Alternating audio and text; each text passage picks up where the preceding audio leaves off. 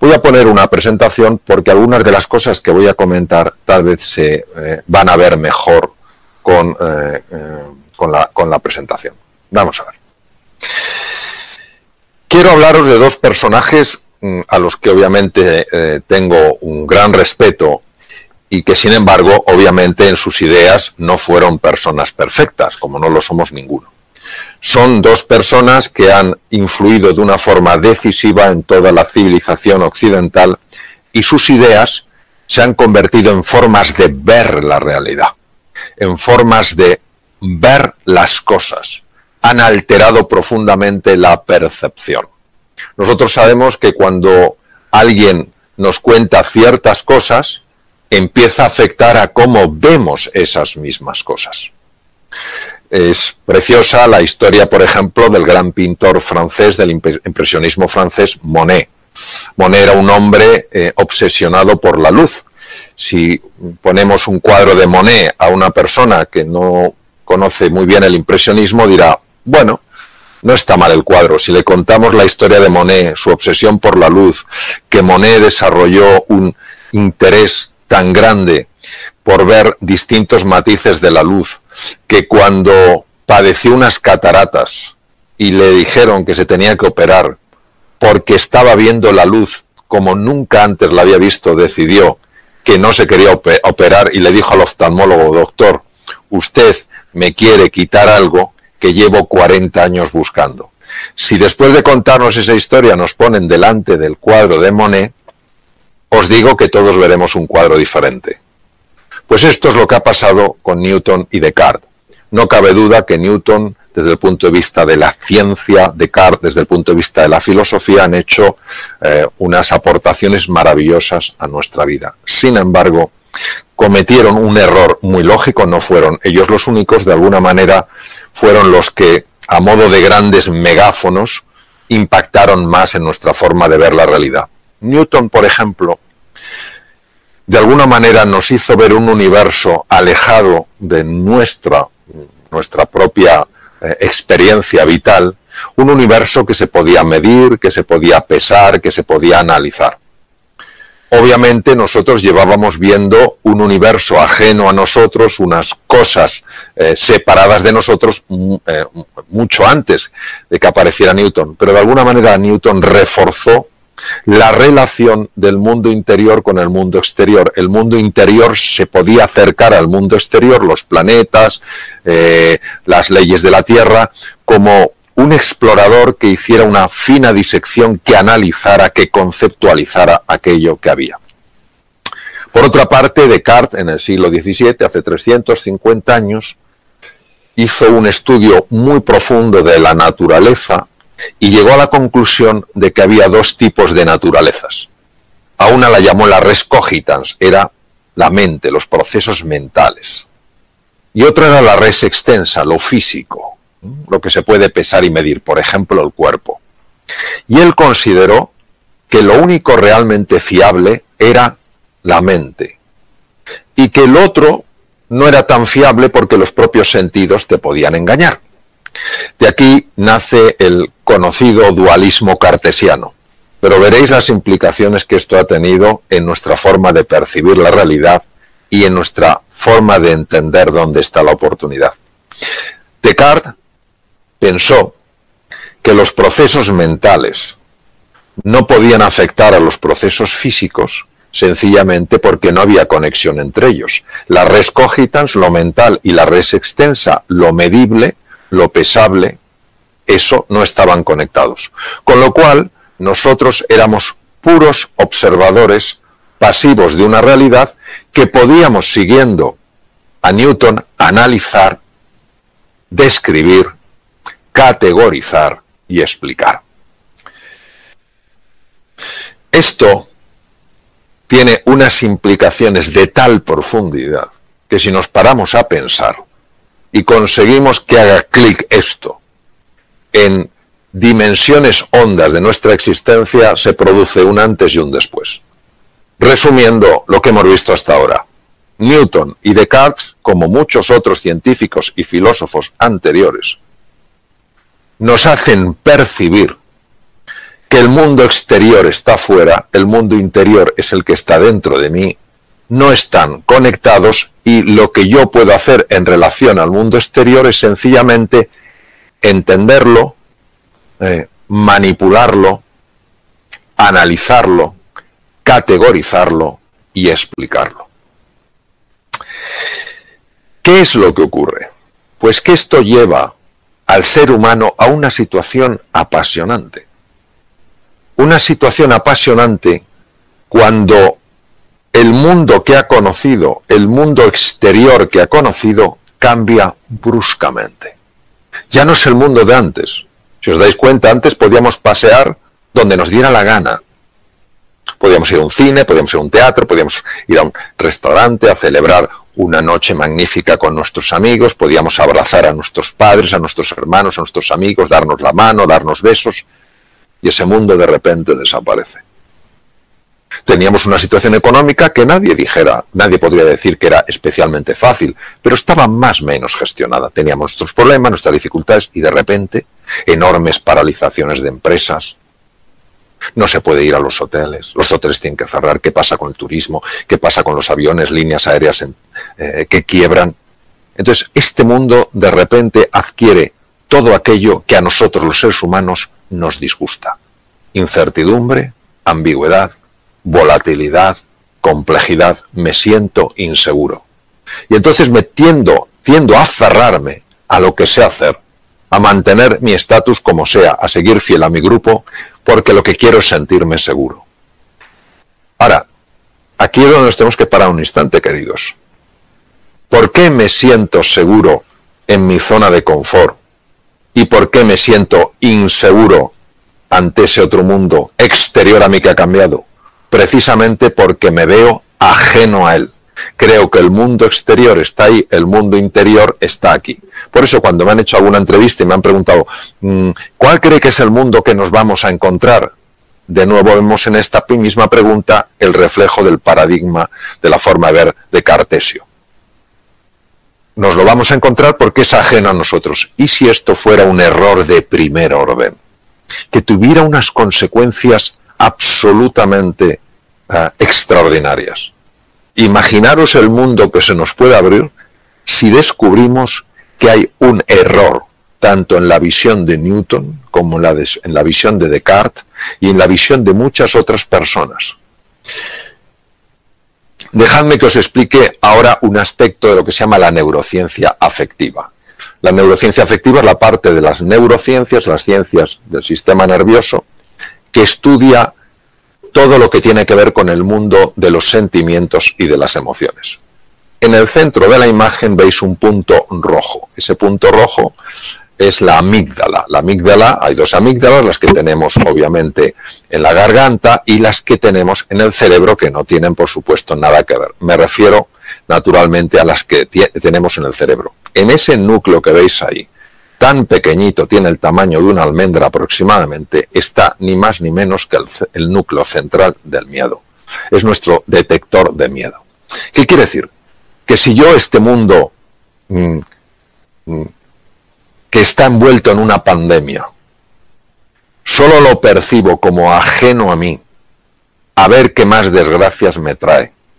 Si solo veo un mundo incierto, hostil, volátil, ambiguo, y yo me veo a mí mismo como una víctima que tiene que ver cómo sale adelante ante esta tormenta que está sacudiendo a la humanidad entera, os voy a decir lo que pasa.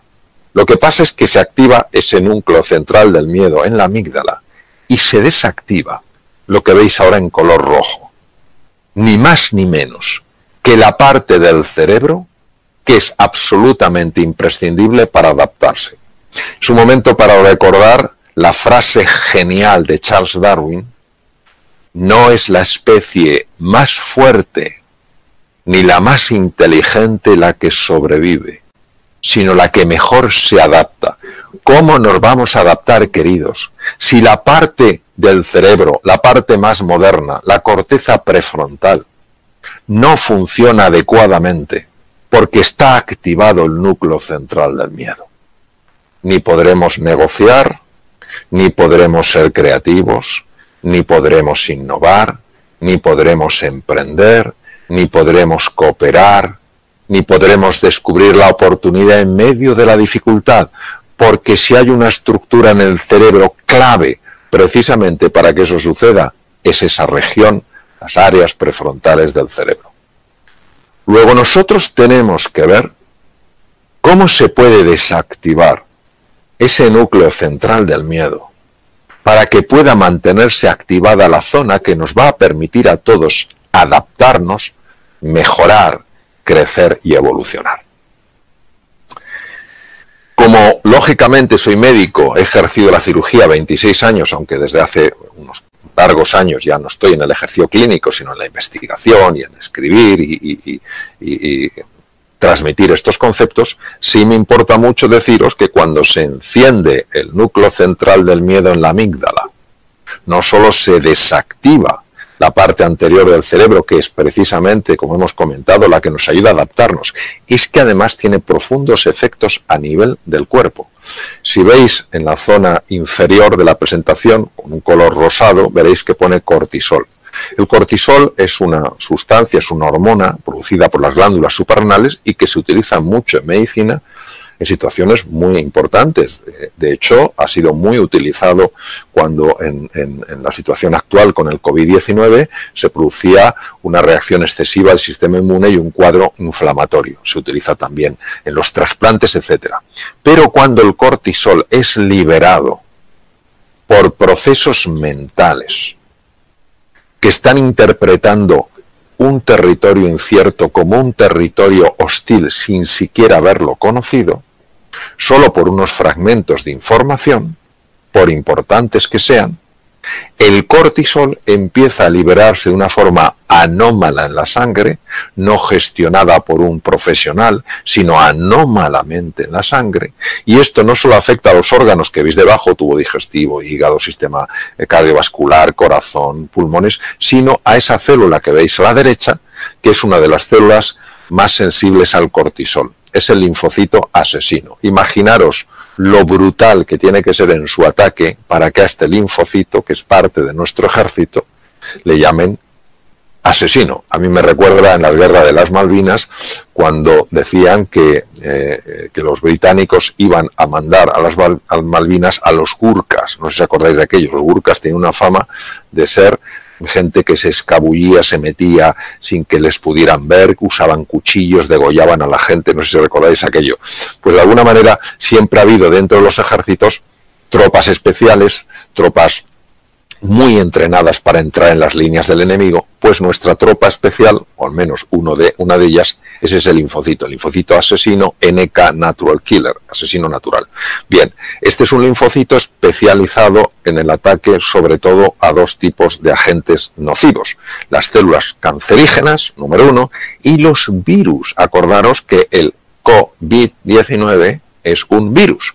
Los virus y las células llenas de virus para que no revienten y llenen de virus el torrente sanguíneo. Pues bien, la liberación excesiva de cortisol anómala generada por la mente es capaz de bloquear, al menos parcialmente, el funcionamiento de los linfocitos asesinos. Fijaos qué curioso como en un momento determinado donde tenemos que tener un sistema inmune lo mejor modulado posible y unas capacidades cognitivas lo más hábiles, precisamente para que nos podamos adaptar, fijaros qué curioso cómo cuando uno está contemplando el mundo exterior ajeno, hostil, sucede todo lo contrario, cae nuestro sistema inmune, su modulación empeora y las capacidades para adaptarse también bajan. Por eso nosotros tenemos que cambiar esta pregunta. ¿El mundo que nos vamos a encontrar? No. El mundo que juntos podemos crear. Y aquí es donde vamos a dar el salto cuántico. Nunca mejor dicho. Porque tenemos que traer a primera línea como protagonistas de esta escena a dos de los físicos cuánticos más notables que han existido. Por supuesto, ha habido otros como Niels Bohr, el danés, que ganó el premio Nobel en 1922, el premio Nobel de Física, justo el año posterior al que lo ganó Albert Einstein. David Bohm, que conoció a Einstein, trabajaron juntos, quiero decir, en el mismo lugar en Princeton, en la Universidad de Princeton, Estados Unidos, y son estos físicos, Bohm, Einstein, Niels Bohr, etcétera, etcétera, los que nos han descubierto dónde estaba nuestro gran error. Y el gran error está en lo siguiente: el mundo exterior y el mundo interior solo están separados en apariencia. En apariencia, como decía Niels Bohr, hay una verdad, es verdad. La física newtoniana, claro que es verdad en el mundo de las formas, en el mundo de las apariencias. Claro que en el mundo de las apariencias lo que decía Descartes parece que es verdad, que la mente va por un lado y el cuerpo va por otro. Sin embargo, los físicos cuánticos, Niels Bohr, Einstein, Bohm, nos introducen en un plano profundo de la realidad. Es como si solo conociéramos la superficie del mar. Y Newton y Descartes nos hubieran hablado de la superficie del mar, que tiene cosas apasionantes, y está la tierra firme, y nos la hubieran descrito, diríamos, qué maravilla, qué continentes. Y que físicos cuánticos como Niels Bohr, Einstein o Bohm nos hubieran metido en las profundidades del mar y nos hubieran enseñado los tesoros que hay. Las cosas tan extraordinarias, por ejemplo, solo deciros que gran parte de las sustancias que se utilizan para destruir el cáncer se obtienen de esponjas marinas, no de cosas que están en la superficie. Por tanto, la física cuántica jamás ha estado en contra de la física newtoniana. Lo que ha hecho es complementarla, lo mismo que el fondo del mar no está en oposición a la superficie del mar o a la tierra firme. Pero claro, es que lo que nos han revelado los físicos cuánticos es de una profundidad insospechada. ¿Qué nos han revelado? Nos han revelado algo que es que el observador influye en lo observado. ¿Pero cómo es posible? ¿Pero qué me dices si yo lo que yo observo está fuera? Y yo soy observador, que estoy aquí dentro. ¿Cómo yo voy a influir fuera? Pues sí, señor. Hay una dimensión de la realidad en la que nosotros estamos influyendo fuera con nuestra forma de pensar, con nuestra forma de sentir, con nuestra forma de actuar. ¿Y cuál?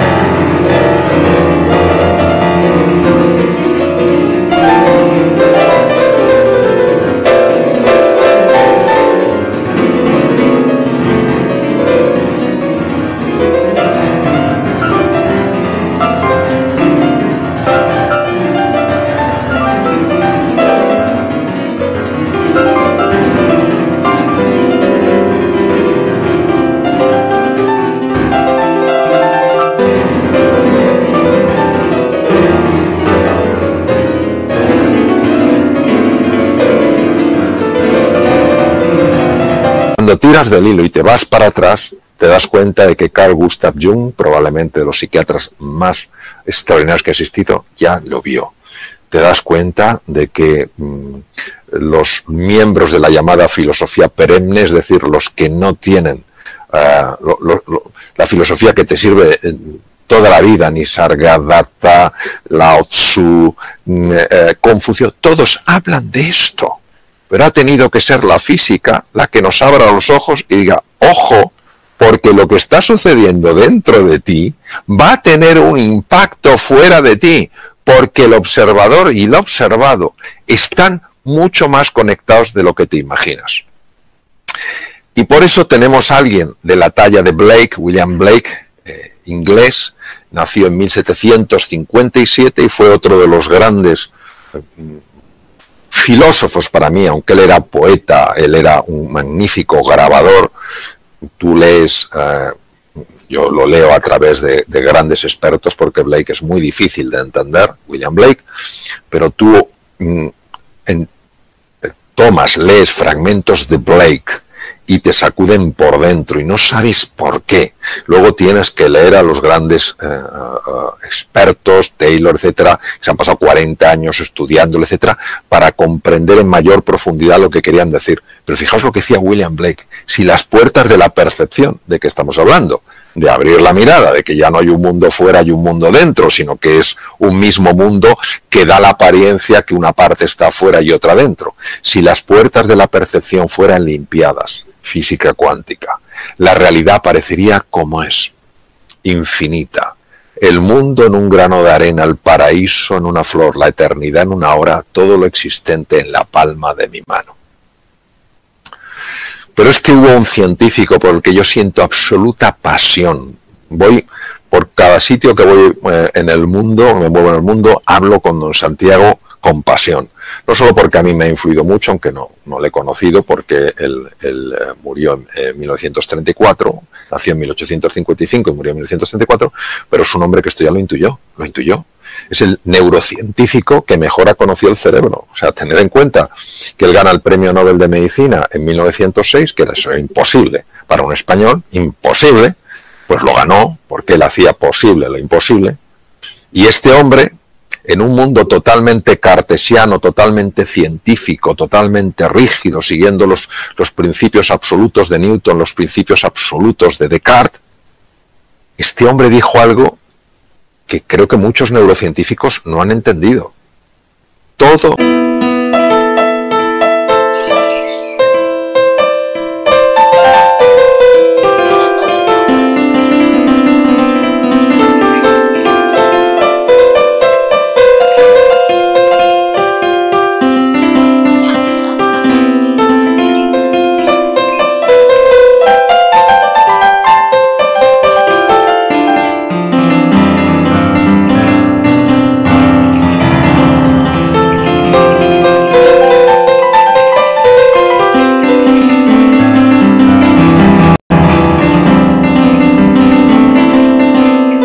ser humano puede ser, si se lo propone, escultor de su propio cerebro.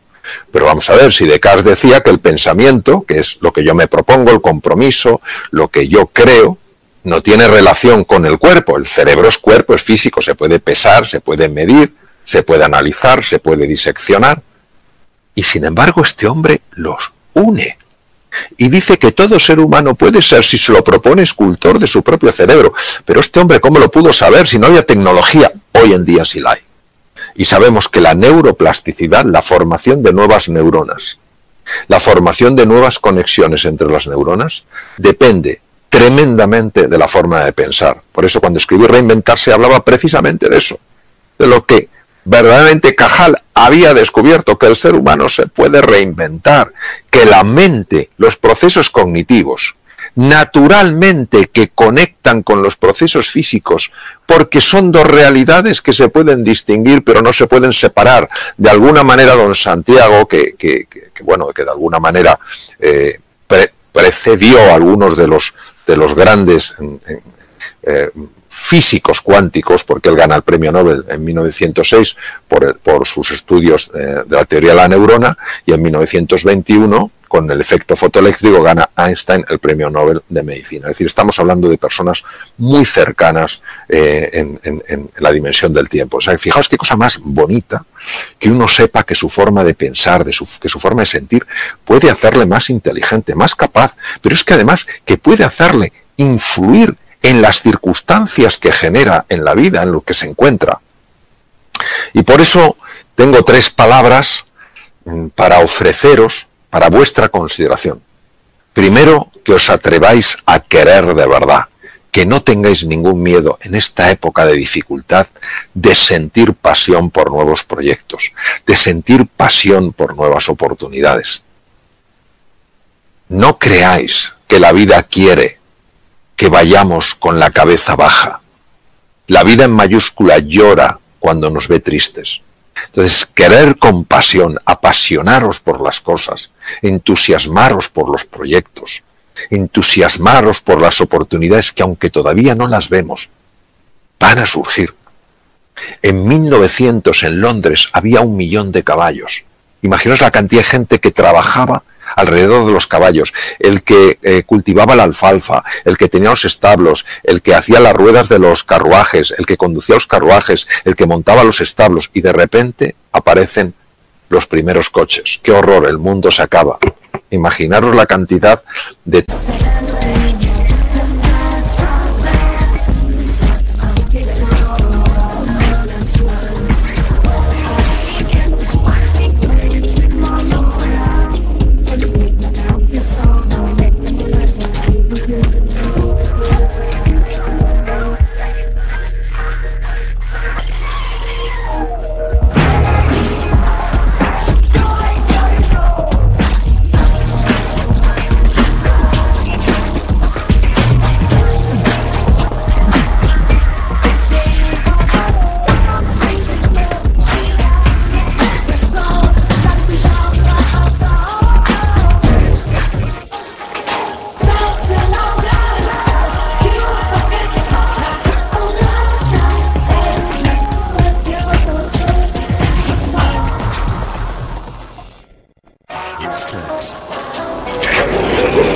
trabajos, de oportunidades, de posibilidades que han abierto los coches. Entonces, querer con intensidad, sentir pasión, porque hay un mundo de oportunidad. Ya sé que no lo vemos, ya sé que no lo vemos. Comentaba al principio de esta sesión que la oportunidad disfruta yendo absolutamente disfrazada, que no se la vea. Segundo, una vez que os hayáis apasionado, empezar a imaginar eso cómo se puede hacer realidad. Uno de los errores que cometemos, desde mi punto de vista siempre, en cuanto a la imaginación, es confundir la imaginación con la fantasía. La fantasía es un acto donde dos elementos desconectados y inconexos yo los uno. Por ejemplo, si pienso en un unicornio, pues cojo un caballo, pienso un animal que tenga un cuerno, como puede ser un rinoceronte, los uno y tengo un unicornio. Eso es una fantasía. Es fantasía. La imaginación es una capacidad creativa en el ser humano. Cuando tú quieres de verdad algo y empiezas a imaginarlo, empiezas a crearlo. Por eso uno acaba creando lo que imagina, porque como el observador se afecta al observado, lo que tú imaginas que está animado con el fuego de la pasión, busca su expresión natural en el mundo exterior, generando circunstancias favorables para tu avance, para tu progreso. Porque el mundo interior y el mundo exterior, de nuevo, recordémoslo, son parte de la misma realidad. Podemos distinguirlo, pero no podemos separarlo. Lo que sucede dentro de mí también afecta a lo que me pasa a mí. Entonces, y para abreviar, haciendo un resumen, evitemos, queridos, tomar la posición de una víctima. Ya sé que esta situación es dura. Hablo con conocimiento de causa. Esta situación es muy dura. No le quitamos dureza. Ahora, esta situación no es más dura ni más fuerte que lo que somos nosotros, sacando nuestra mejor versión y ayudándonos unos a otros. Enfoquémonos en conseguir lo que queremos, no evitar lo que no queremos. Si estamos hablando de pasión, si estamos hablando de entusiasmo, uno no se entusiasma por evitar lo que no quiere, uno se entusiasma por conseguir lo que realmente quiere. Recordemos siempre que la imaginación tiene en sí la capacidad de crear, no solo de describir, sino de crear, de materializar. Utilicemos un lenguaje que nos ayude, no que nos anule. El lenguaje es nuestro pensamiento es lingüístico.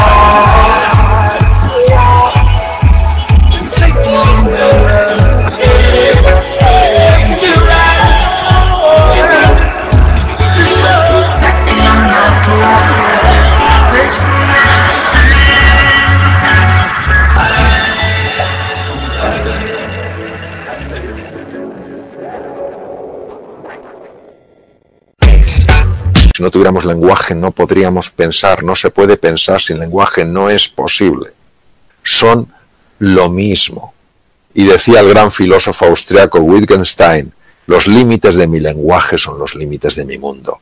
Si usamos palabras constantemente como problema, hecatombe, desastre, tristeza, lamentación, horror, nuestro mundo se va a hacer muy pequeñito.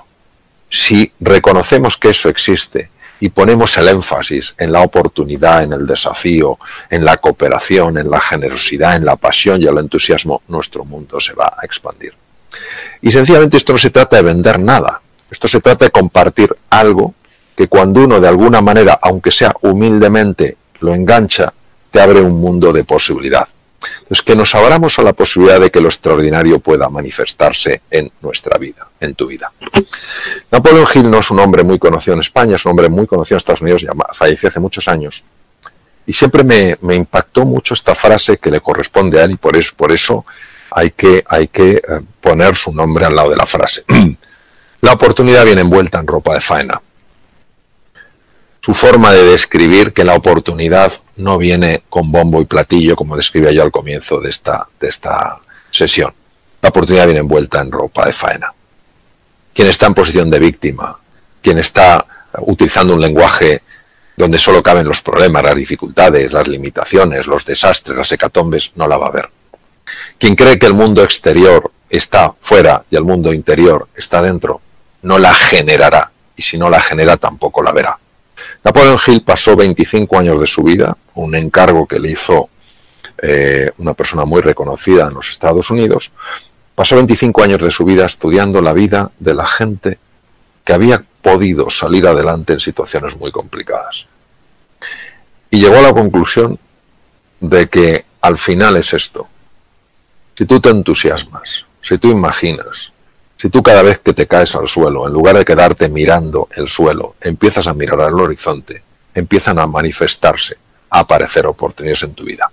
Entonces eso es lo que yo quiero dejaros como final de esta sesión, que busquéis la oportunidad, que esa oportunidad está, que uséis los recursos extraordinarios que tenéis para decir sí a la vida, para decir sí a este nuevo mundo que nos encontramos.